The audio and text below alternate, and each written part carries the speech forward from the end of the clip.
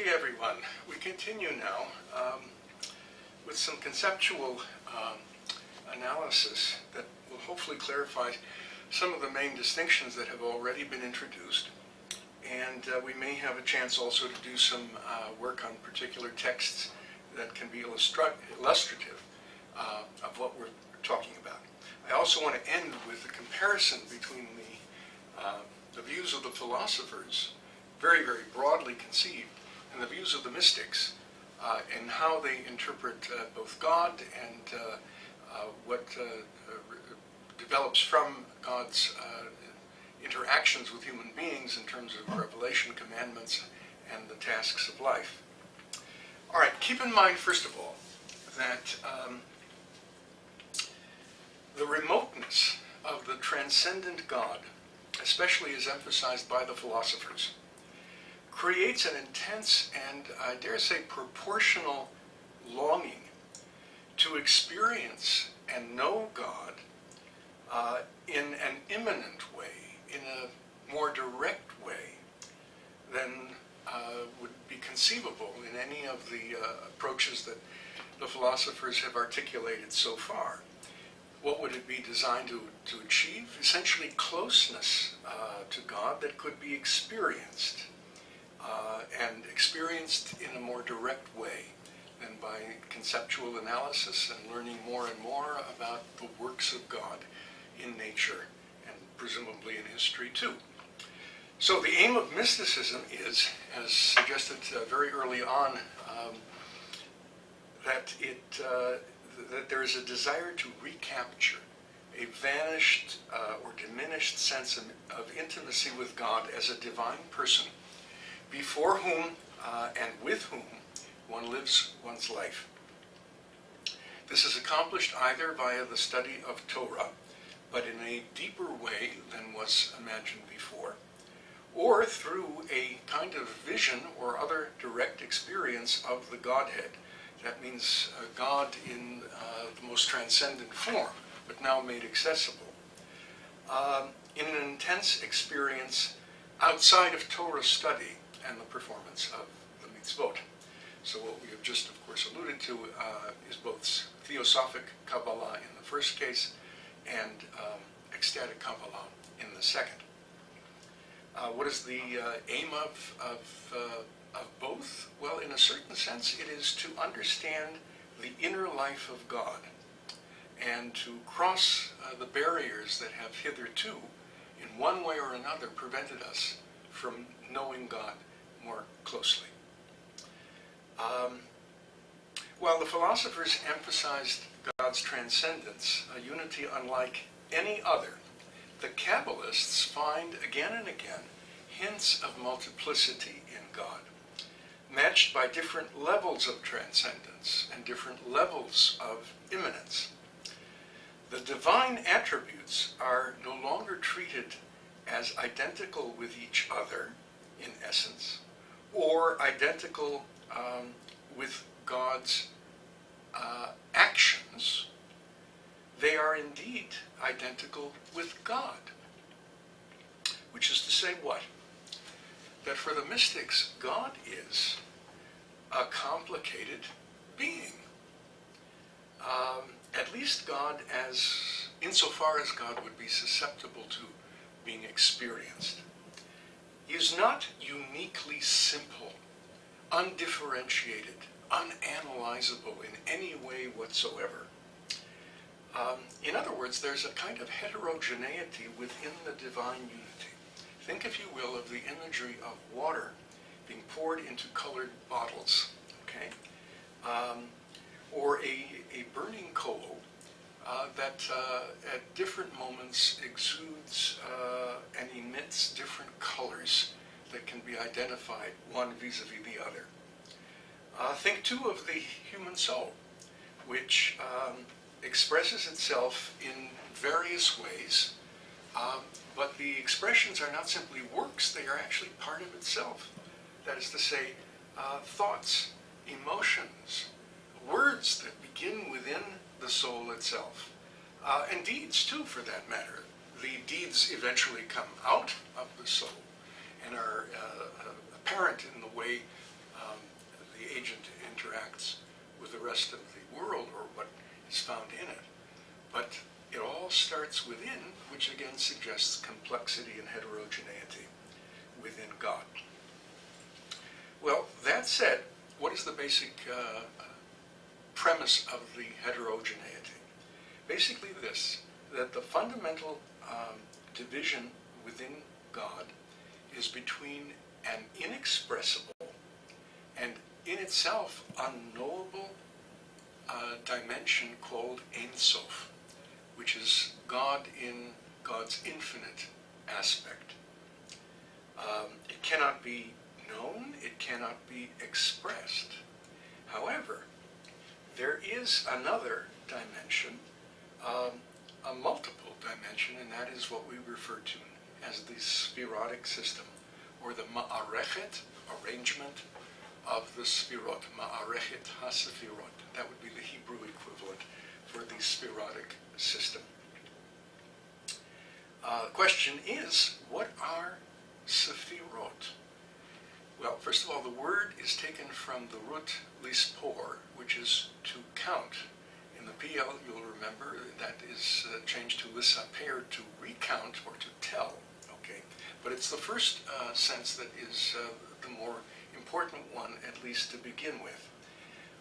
There is a work, you may even have heard of it, called the Sefer Yetzirah, written, it would appear, between the 3rd and 6th centuries of the Common Era, in a Hebrew that is very close to classic rabbinic Hebrew. It is largely a kind of cosmological document about how the world came to be and how it is constituted. It is generally identified in much of the literature today as mystical, and it has certainly elicited many mystical commentaries. But it might have been in its own way a kind of quasi-philosophical document precisely because it was interested in cosmology and how it came about. So it talks about the components that comprise the world, what makes it up fundamentally, and what they originate with. And the components are the 22 letters of the Hebrew alphabet and the 10 sefirot. And sefirot, within the context of the Sefer Yetzirah, would appear to be mathematical principles, possibly the elements of the decimal system, especially since the number 10 is figured into it. In that sense, there may be a very early, I hesitate to use the word primitive, but a very early suggestion here that there is a mathematical dimension to the way the world is constructed. And it is intelligible. It can be read. Sense can be made of it. And that is the sense in which the letters of the alphabet may have a role to play here, both in fashioning names and in fashioning words, sentences, and accounts of things. At least that's one possible way of reading it, which may or may not be mystical in nature. The other way of reading it is taken up, especially later in the Middle Ages, which suggests that everything that is contained here is secret, and a certain kind of commentary has to be provided for it, and mystics were delighted with something as recondite and difficult to handle as the Sefer Yetzirah. There was, however, and more famously, a later way of interpreting the Sefirot. It originates with what is called the Sefer HUC-JIR, the book of light, or what is illuminated. It is not given a specific author that I know of, but it is written somewhere between 1150 and 1190. That brings it into the 12th century, the late 12th century. And there the Sefirot basically refer to vessels, instruments, or powers of God. They are conveyances, so to speak, of what God wishes to do in creating the world. That's the second of the notions. Think again now of vessels, instruments, or powers of God, as opposed to mathematical principles in the first case with the Sefer Yetzirah.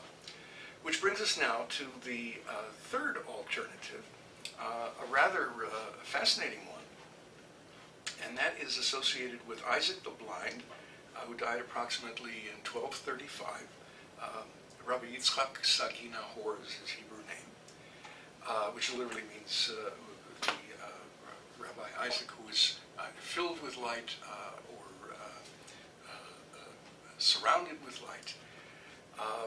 In any event, his rendering, and this is also picked up by Rabbi Moshe ben Nachman.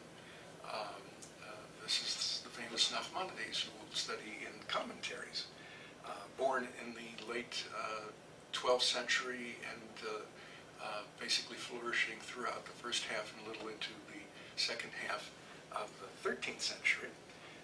Their view, their joint view, is that the Sfirot represent the essence of God.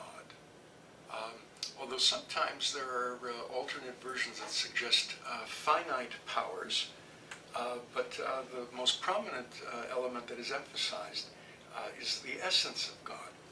The last of the interpretations, roughly contemporaneous, is associated with an Ashkenazi figure, Rabbi Elazar of Worms, or Worms in the Alsace-Lorraine region between France and what is now Germany. He flourished between 1165 and 1230. And Isaac ibn Latif, I believe of Spain, but I don't recall right now his dates. And they speak of the Sfirot as modes of God's immanence in the world. In many ways, this is a very useful way of conceiving of the Sfirot, precisely because they represent, in all their complexity, their tenfold complexity, the expressed, apprehendable, knowable aspects of God. I've been using the words aspects of God, or sometimes personality traits, if we wish to associate personality here with God.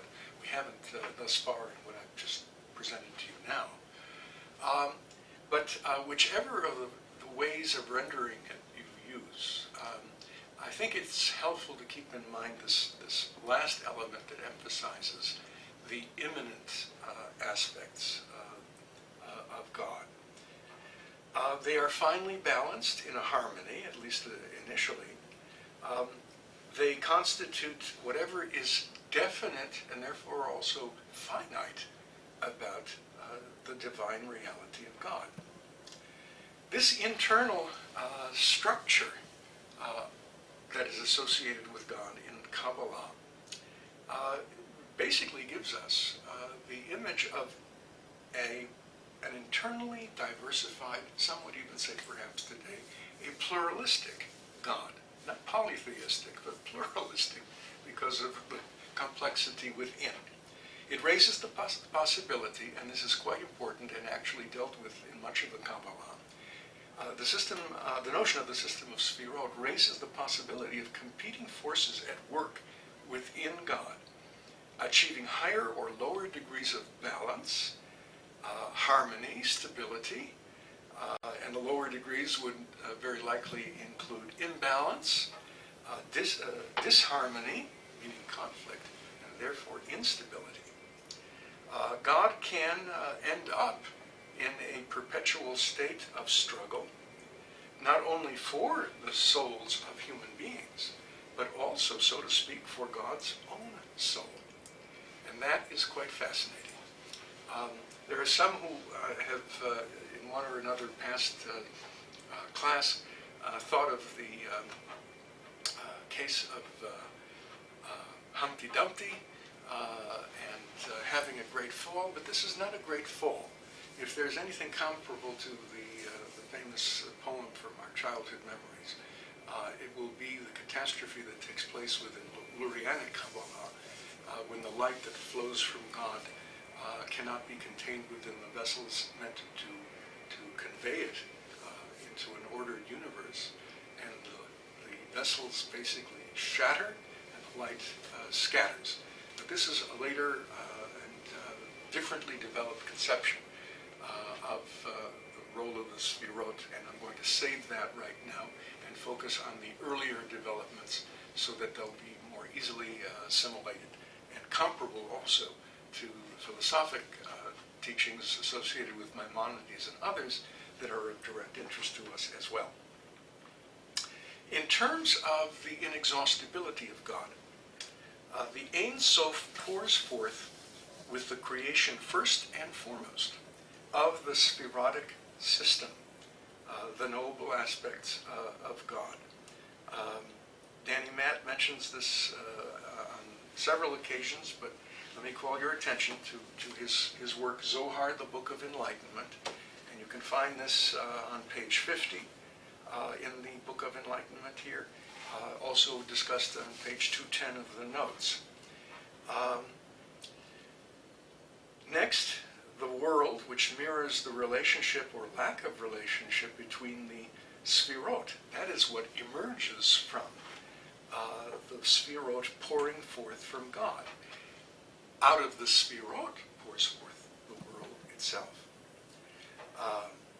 Initially, there was harmony and balance not only amongst the sphirot, but likewise amongst all of the elements in the world. That is why God could witness and survey the entire created universe and pronounce it good. Everything was in harmony. The Garden of Eden was indeed an Eden. It was pleasant.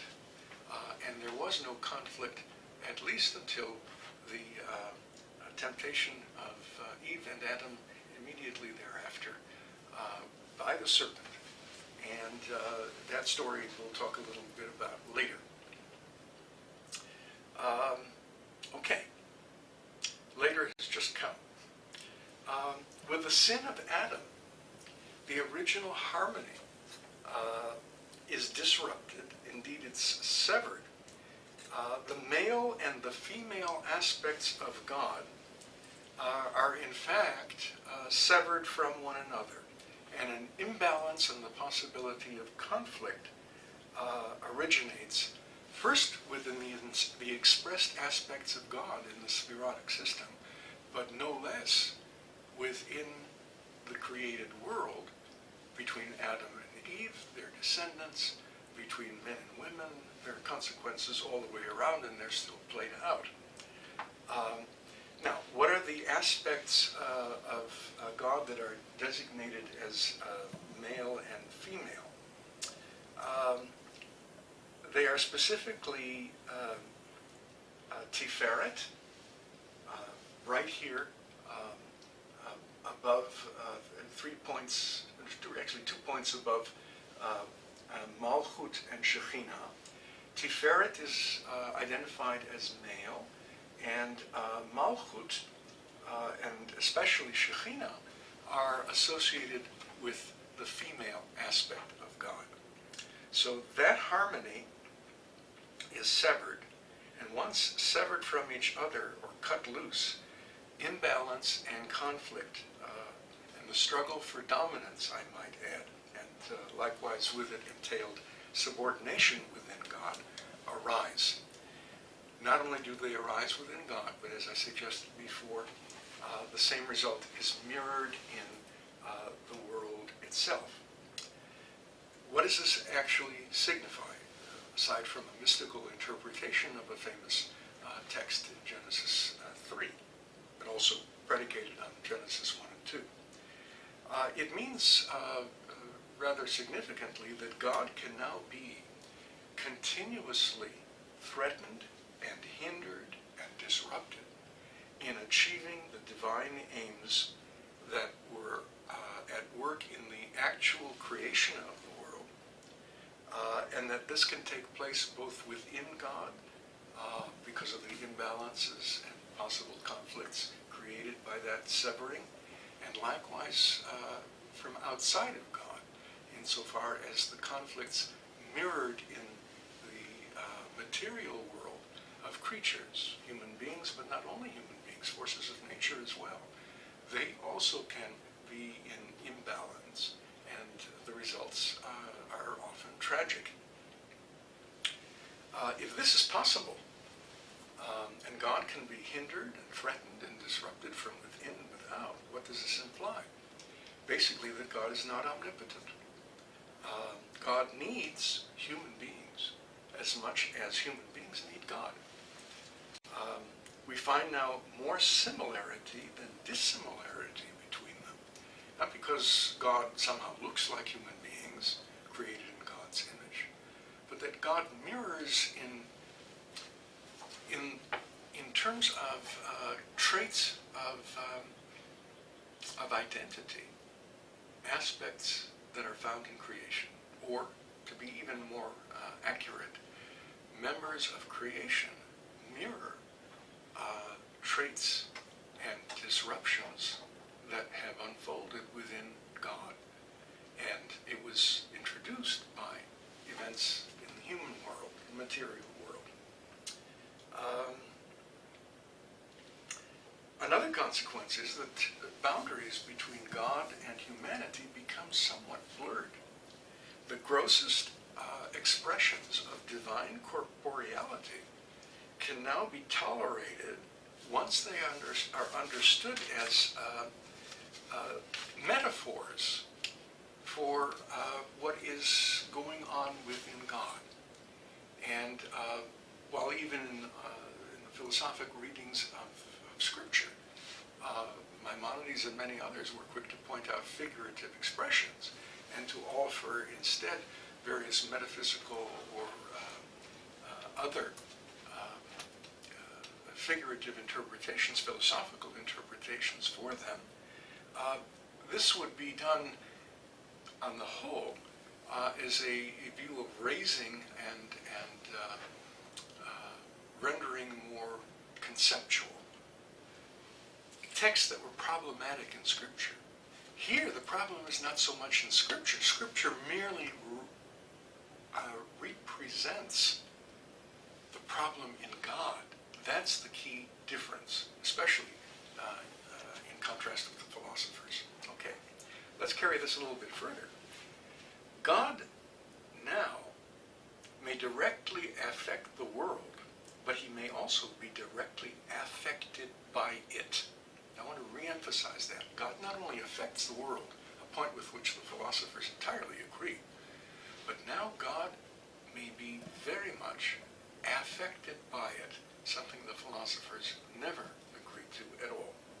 The relationship between God and the world is thus reciprocal and can be depicted both mythically and, that is to say, in story, agadah, and even new renderings of what is taking place in reality. It can be depicted both mythically and historically, although the historical depiction should be understood on the whole allegorically. That is to say, historical events are individual instances for the mystics of dramas already unfolding within God, and therefore repeated here below. There's indeed a fascinating statement, in fact there are many different statements, that kind of express this. One expression that captures this, it's very brief, but you'll, upon reflection, see exactly what it means rather quickly. As above, so below. Meaning, just as X happens above, so it is mirrored below. Another example of this kind of viewpoint, now from the viewpoint, or now from the perspective of what takes place in the material world with human beings and other creatures, the impulse from below calls forth the impulse from above. So you can see that there is this interaction that is able to occur, and indeed occurs often, both positively and negatively, between the two domains. And a third example, and this is what I wanted to get to with a textual point in mind, is taken from Nachmanides' commentary on Genesis 12:6. This has to do with Lech Lecha, Abraham crossing into the land of Canaan, and so forth.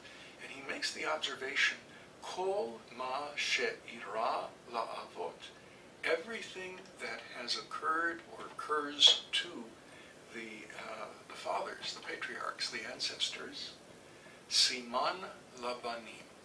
It is a sign, or perhaps even more accurately, a portent of what will happen to the offspring, to the sons, to the descendants of the ancestors.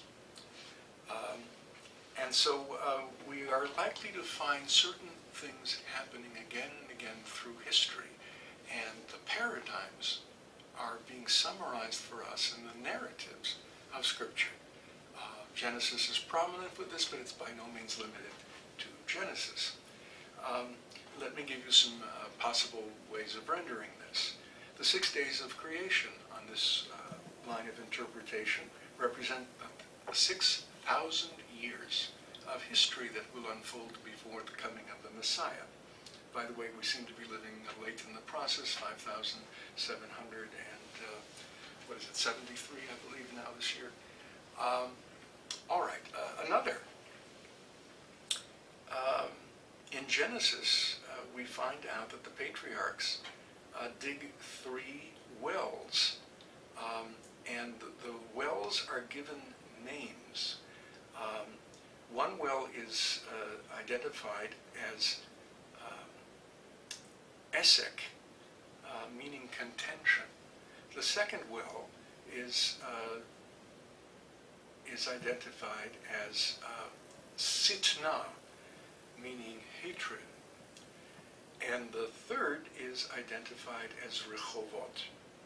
Well, contention is rendered by Nachmanides and other mystically oriented interpreters as a reference to the first temple and what gave rise to its destruction.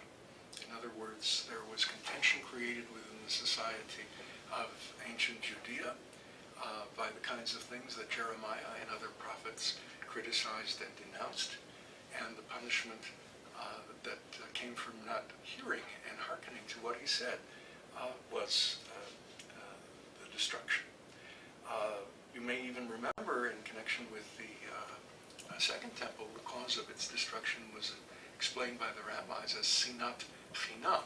It's not exactly the same word as sitna, but nonetheless the concept is rather similar, that there was hatred in abundance that was revealing itself within the Jewish community at that time. In other words, profound division and real conflict. And this undid the entire Commonwealth and led to its destruction. But the name Rechovot for the third is in fact the most encouraging of all, and it actually points to the third temple, which does not yet exist, but represents, of course, the Messianic age. It is called Rechovot, which means spacious places. Things can be spread out, people can live at ease without having to be in the kinds of close quarters that are usually associated with conflict. And it means that things are going to be a lot more accommodating than before. This is taken up, well, actually this is taken up in the appropriate commentaries in Nachmanides. There's one reference also, interestingly enough, this is developed, I believe, by Nachmanides as well, Genesis 32:4. Jacob sends messengers to Esau when he is returning from his years of service to Lavan in Aram Naharaim. This is interpreted as the Hasmoneans sending ambassadors to Rome, which would ultimately court destruction for the descendants of Jacob. This is a historical event, of course, much later in time, but that's the whole point.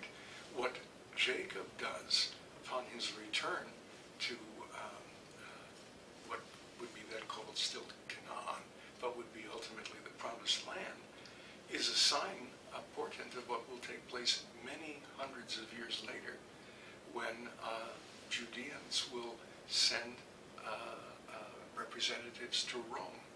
Esau, of course, came to be identified with Rome and later on with Catholicism because of its association with Rome. These will, I think, suffice to give you some sense of the symbolic content that Kabbalistic interpreters and Kabbalists generally began to find within their reading of Scripture. They were associated either with events or with the Sefirot at work in various ways. And that is of interest in itself. There's another dimension to this that goes beyond interpreting these passages from Scripture in terms of either events or spherotic interactions or disinteractions above, and that is that human beings have theurgic power, as I indicated previously. Once they have knowledge of how the spherot, first of all, are related to each other, how they are supposed to ideally be related, and how they have fallen into non-functional relationships, conflicts even, once people understand the sacred meanings, the secret meanings, of the words of Scripture, then they can have theurgic power to affect what happens above by what those who break or fulfill the commandments do below.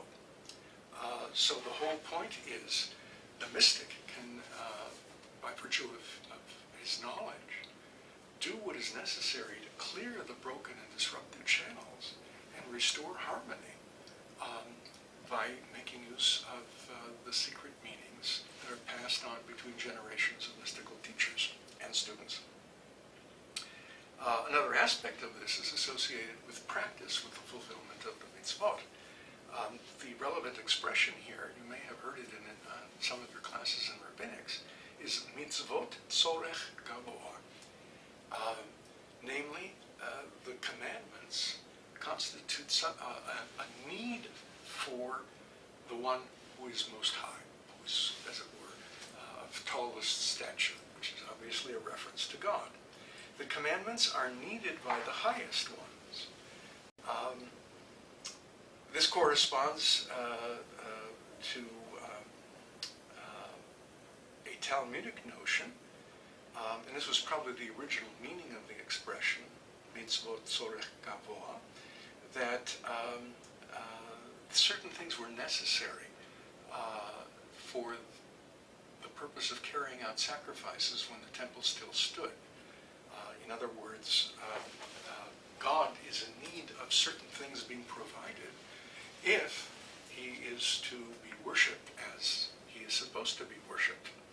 And that would involve both the offerings, the years of service, certain instruments and tools that the temple has to be provided with, separation barriers in terms of walls, etc., between the holiest and the less holy parts of the sacred space. But in addition to that, we have the later Kabbalistic rendering, and Nachmanides actually talks about this in his comment on Exodus 29:46, that mitzvot are a need on high. This is taken up in a passage which I hope I have here. Let me just see.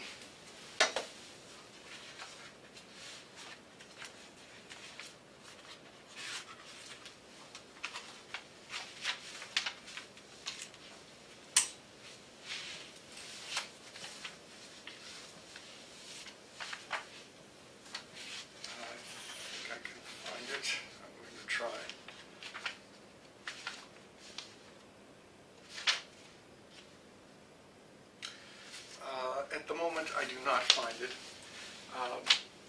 But the basic notion is that it depends on us to provide for God what is necessary for God's powers or immanent aspects capable of influencing what happens below to operate effectively in harmony and without disruption. And so we have a very central role in the life of God, just as God has a central role in our lives, or should. There's a mirror relationship, in effect, between what is above and what is below. And God is present, if not in everything, then at least in everything good. All actions which promote awareness of this are good and sacred.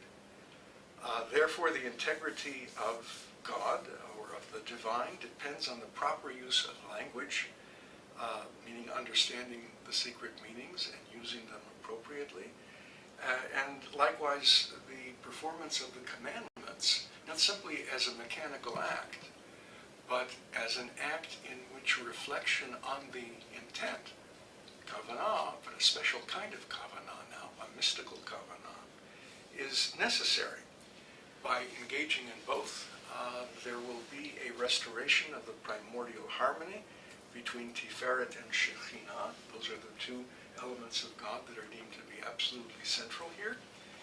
And likewise, I might add between Din and Chesed. Din is judgment. Sometimes it's also labeled Gevurah, which is might or power. And Chesed, obviously kindness or faithfulness. And they can be in opposition. That's why there's a horizontal line here. But they can also be in balance, which is one reason for making the line straight. You could imagine Chesed larger and Din smaller, or you could imagine Din smaller, Din larger and Chesed smaller. When times are tough, you can be sure that Din is larger and Chesed is smaller. So that this proper use of language and performance of commandment with the intention that is necessary can restore the primordial harmony, at least intermittently, and very possibly, if we are consistent enough down here, in a permanent way, restore it. What's the significance of this? Well, practically speaking, it offers politically helpless Jews of the medieval communities of Europe and North Africa and other communities further to the east that see more and more of this literature and interpretation. It offers them the opportunity to have impact on a metaphysical level, or if you prefer, to help shape a metaphysical reality by activating the mystical machinery through their religious devotion. It overcomes a sense of helplessness about what takes place in this world. It also can encourage, if I could put it this way, optimistic attitudes that enable people to function in difficult times. That they are doing their part to change the kinds of factors that influence what happens in the world. By way of a critical evaluation, if I could put it in these terms, let me say this. It is difficult to find divine unity within the diversity that is represented by the spherotic system. Those who want to emphasize the centrality of the Shema, and not only in terms of numerical unity, but something interior to God, the absence of conflict, shall we say, and the presence of harmony. Think of the language of the Midrash on Shir HaShirim, Melech Shlomo, to whom the book is attributed. Melech Shlomo is Hamelech Shehashalom Shalom. This is always associated in some fundamental way with God. That can be understood as absent, you see, within the Midrashic, not the Midrashic, the mystical mode of interpretation, especially in the Theosophic tradition. The philosophers won't compromise on that at all. God is always Melech Shalom Shalom, always undifferentiated, always lacking in conflict, and therefore something to be imitated, aspired to, learn from. Second, Kabbalists and their theology, it has been charged, and I don't mean only by modern scholars with philosophic inclinations. The view has been, and the criticism has been, that Kabbalistic theology reverts to both polytheistic and magical elements in the worldview it constructs. A good example is a responsum, number 157, of the Rivash, that is Rabbi Isaac Bar Sheshet.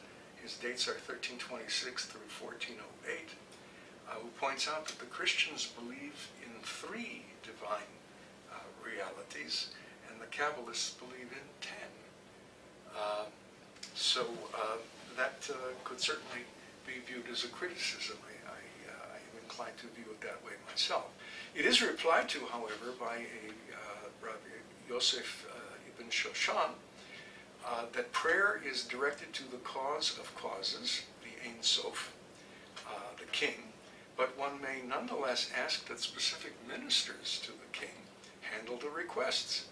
And of course, you have a kind of bureaucratic conception of the divine administration here. Louis Jacobs speaks about this in his text on a theology of Judaism. Jewish theology. You can see this on page 29 and following. Third on this list, it is hardly credible to regard this system as a divine revelation in itself. It's demonstrably a product of human religious reflection, and that is probably where its interest lies and its appeal resides. There's also the problem that some have found in this, in encouraging irrationality, that mysticism can arouse people to identify with conflicted situations in which God is fighting and struggling, which they too must do, mirroring what is taking place on high, and therefore they will engage in sharp actions below, just as God is struggling to do the same above. I'm not going to read it right now, but there was a fascinating discussion following the assassination of the late Prime Minister Yitzhak Rabin about the actions of certain rabbis with a mystical bent in criticizing him and then proclaiming certain mystical curses upon him for his readiness to negotiate with the Palestinian side. And this kind of thing gave rise, or at least made the ethos easier for people to take other kinds of actions into their own hands. I don't think what Moshe Idel, who wrote the article, I might add, or wrote the critique that I just alluded to, is extreme in itself.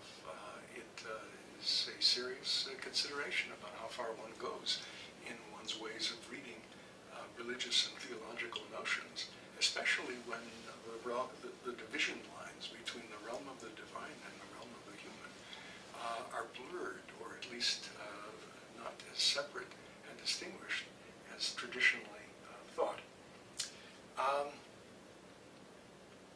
Now, since I've offered some critical observations regarding the mystical tradition, let me offer some critical observations regarding the philosophic tradition, too. The stress is on attaining wisdom in the philosophic tradition from whatever source. Remember the Maimonidean claim or statement. This is found at the introduction to his commentary on Masechet Avot, his commentary on the Mishnah, and that is hear the truth, meaning accept the truth from whoever speaks it. Well, one of the things that this means is that one strives to attain wisdom from whatever source, and it makes Jewish philosophy dependent repeatedly on the thoughts and writings not only of Jews but of non-Jews. And that is certainly the case in his own writings, and it has been the case in Jewish philosophical writings ever since. There will be some certainly who are not at all troubled by that, but there will be some Jews, maybe many Jews, who will be troubled by that. Second, what is regarded as wisdom or knowledge, and the proper way to recognize both, is something that constantly changes. In that case, we will have a conception of Judaism that itself is subject to constant change. Again, within a Reform tradition, that will not appear particularly threatening, but to many others, it will be indeed suspect and has been treated as suspect. Third, the intensity of the search can easily lead to overconfidence that one really knows or has genuine knowledge of what be done and what is the truth. There are many types of philosophic systems. However, there are many challenges even between philosophers about what is to be regarded as ultimately true or even provisionally true. The same goes with regard to what is morally right and morally objectionable. That being the case, overconfidence and intellectual haughtiness is something that should be avoided, and not all in the philosophic tradition avoid it. Fourth and finally,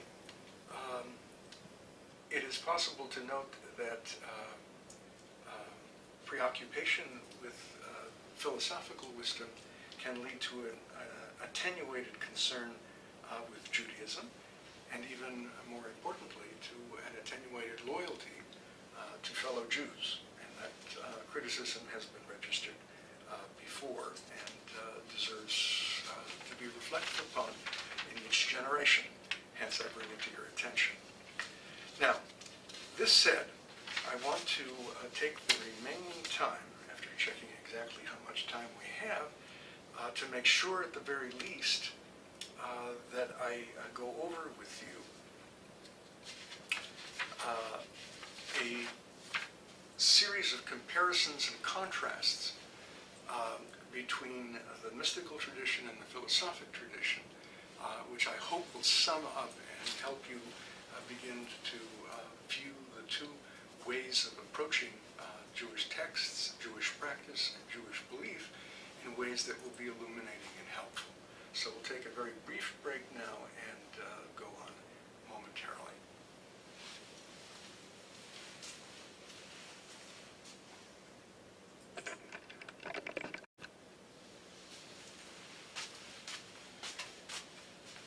Good. I think we will have just enough time to go through them.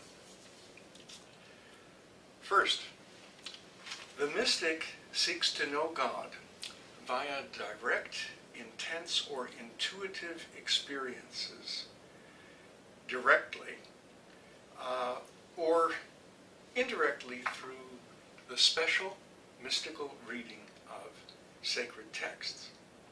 Philosophers, especially rationalist philosophers, seek also to know God, but this is to be done via indirect rational investigation of all aspects of nature, because these aspects of nature are understood to be God's acts in nature. That is to say, how God works, operates, influences, and affects things. For philosophers, the winds signify both, or the word ruchot signifies both winds and spirits, okay? And they are likewise, they are malachim. And I don't mean kings, I mean angels. Not in the sense of angels as sweet representatives of God. They are messengers of God. Everything that happens in the natural world can function as a messenger of the divine. Second, the mystic emphasizes what is common to man and the divine, and longs to return to the prior harmonies that were established in the act of creation. The rationalist philosopher, by contrast, stresses what is different with respect to God and man. Even the areas where there is similarity, think of Maimonides talking about human beings being created in the image of God. Nothing physical whatsoever is meant. It has to do with intellectual knowledge and intelligence. God is able to do what he does because God is the form of forms, which means the supreme intelligence. And human beings start out with the potential for intelligence, and in even a full lifetime only come to understand a small amount, sometimes, however, with great clarity, of what the workings of God in nature are like. But nonetheless, once that is realized, and once it is put in practice, there is a kind of similarity, although this is always mentioned with the qualification. It is certainly not exact, and it is certainly not in any way anthropomorphic or physical. Okay? For God has all of this intelligence fully developed in actuality by nature, and we not at all by nature. It is acquired with much effort, if it is acquired at all. Next, mystical emphasis, nothing to pick up. Third, mystics emphasize God's immanence in the world and in nature, and especially in the Torah, all right, where the secret meanings of what is going on inside God within the spherotic system, in its revealed aspect, God's revealed aspect, are actually recorded. Philosophers, by contrast, tend to stress that there are at most God's attributes of action, and not divinity as such, that are immanent in the world. God's attributes of action can be witnessed, studied, seen in the world, but not God as such. God is indeed transcendent, undifferentiated, and unlike anything else that exists. He is the necessary being, where every other being that exists is contingent. Okay?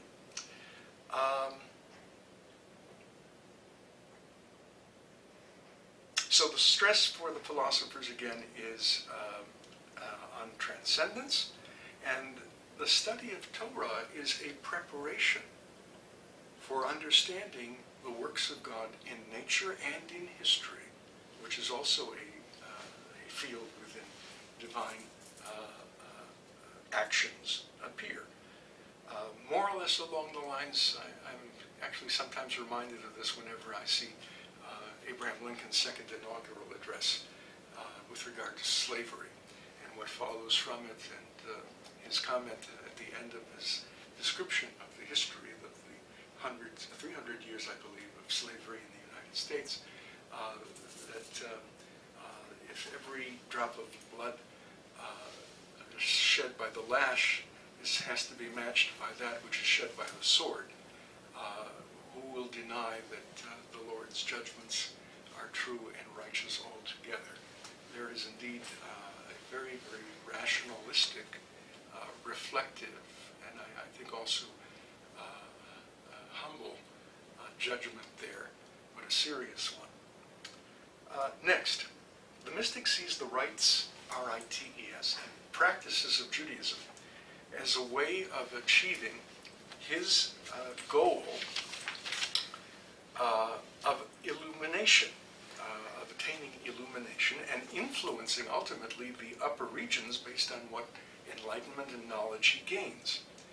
By contrast, the rationalist emphasizes understanding these practices as means towards and ways of achieving intellectual perfection and moral perfection. That is to say, you follow the mitzvot, you study the Torah, and the aims involved are really quite different. For the philosopher, one never influences the upper regions at all. For the mystic, it is indeed possible to influence the upper regions, and not only to influence them, but to influence them radically, powerfully, over time. For the philosophers, at best you get to the point where in your understanding of God's actions in nature, you come to the point where God's actions can influence you for the good. In other words, what you understand of how God acts and what standards constitute what we know of God, you will be able to flourish in this world better than if you were ignorant of such things. And I think part of what you read in the chapter, part 3 of the guide, chapter 51, characterizing the worship of those who have apprehended the true realities, expresses this. Finally, well, almost finally, the mystic, especially in the Zohar, suggests that a young child or even a donkey driver can be repositories of ultimate wisdom. There are stories suggesting exactly that. Secret mysteries having incalculable potential to transform the world and God are known by even the humblest people who have access to secret meanings. For the rationalist, only those on the way to intellectual perfection who know and understand the sciences and live a rational life have ultimate wisdom to communicate. Others belong to the untutored masses. Their companionship is valuable. They may indeed grow and wish to learn in such ways that they will become philosophers and seekers of wisdom themselves. But don't expect wisdom from them simply because they are simple people and well-meaning. Last, for the mystic, imaginative language can and should be used to elicit knowledge of God. All mystical texts abound in such imaginative description of God and God's actions. For the philosophers, particularly the rationalistic philosophers, such language is a concession, an impediment to acquiring knowledge of God if taken literally, which is almost invariably how that language is taken by most people most of the time. The task is to analyze and understand the philosophic meaning implied in the language of Scripture, and for that matter of rabbinic homilies, and thereby one understands more and more of the truth, and God is very often compared to or even identified with the truth by Jewish philosophers, most notably Maimonides. For that, I would suggest you start with the parable of the lightning flashes in the introduction to part 1 of the guide. Beyond all of this, the philosophers would simply say, silence is praise to God. With this, I'm going to conclude and hope that enough has been outlined for you to make reasonably good use and sense of the sources you have been studying. I wish you well and hope that most of this has been both intelligible